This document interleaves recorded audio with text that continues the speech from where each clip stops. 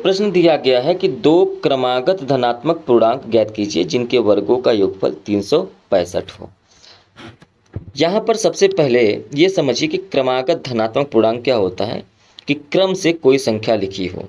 जैसे पहली संख्या यदि x हो जाएगी तो इसके बाद की संख्या x प्लस 1 हो जाएगी, फिर उसके बाद की संख्या क्या हो जाएगी x प्लस 1 में फिर 1 जोड़ देंगे मतलब x प्लस 2, फिर x प्लस 3, फिर x प्लस 4, इसी तरीके से क्रमागत संख्याएं बनती चली जाएंगी। तो यहाँ पर दो ही क्रमागत संख्याएं दे रखी हैं, तो हमने पहला x मान लिया और दूसरा x प्लस 1। अब यहाँ पर प्रश्नानुसार अगर हम काम करें तो कह रहा है कि जिनके वर्गों का मतलब इनके स्क्वायर कर दिया जाए, इनके वर्गों का जो योगफल है मतलब इनको जोड़ भी दिया जाए वो है 365। ठीक है, यहाँ पर आप पहले लिख लेंगे कि माना पहली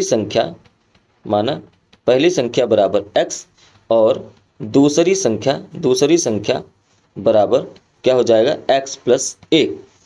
अब यहाँ पर हम लोगों ने काम किया प्रश्नानुसार। कैसे काम किया? प्रश्नानुसार। तो यहाँ पर आप अच्छे से लिख लेंगे प्रश्नानुसार, तो ये आपको समझ में आया होगा। तो यहाँ पर देखिए बना क्या एक्स स्क्वायर प्लस ये ए प्लस बी का होल स्क्वायर है, तो A square plus B square plus 2ab बराबर 365। ठीक है, ये एक्स स्क्वायर प्लस ये भी क्या बन गया एक्स स्क्वायर प्लस 1 का स्क्वायर करेंगे तो 1 ही आएगा, और 2 में 1 का गुणा करेंगे तो 1 आएगा, तो ये प्लस में 2x बन गया बराबर में 365 बन गया।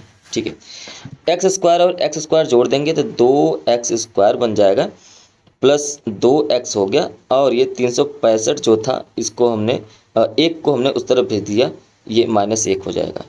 2x स्क्वायर प्लस 2x बराबर में 364 हो गया। 364 को इस तरफ भेज लेंगे तो 2x square plus 2x minus 364 बराबर में 0।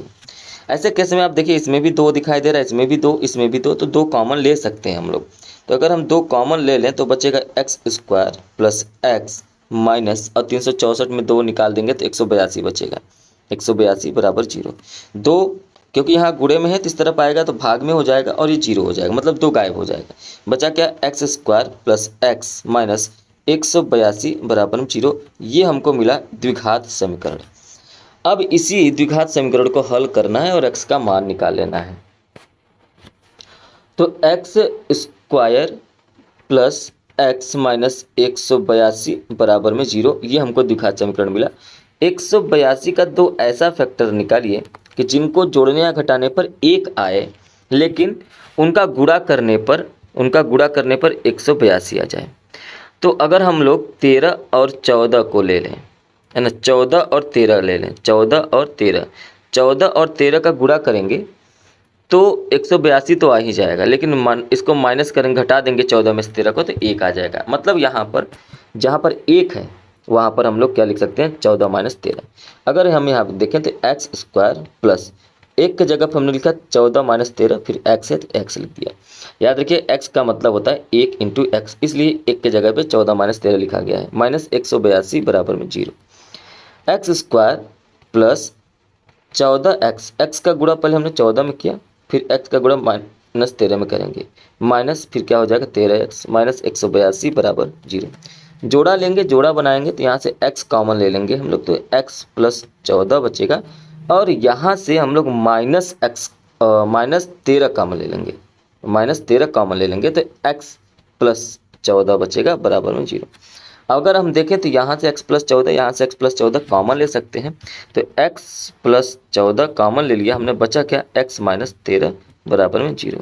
अब x प्लस 14 बराबर 0 एक बार कर लीजिए, x माइनस 13 बराबर 0, x बराबर क्या हो जाएगा माइनस 14, और यहाँ पर क्या है x बराबर क्या हो जाएगा 13।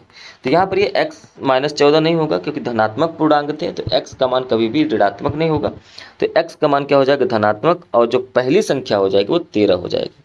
तो यहाँ पर आपको समझ में आना चाहिए कि जो पहली संख्या है वो 13 है, जो पहली संख्या है वो क्या है 13 है, और दूसरी संख्या 13 प्लस 1 मतलब 14 है। तो उम्मीद है कि आपको ये प्रश्न समझ में आया होगा।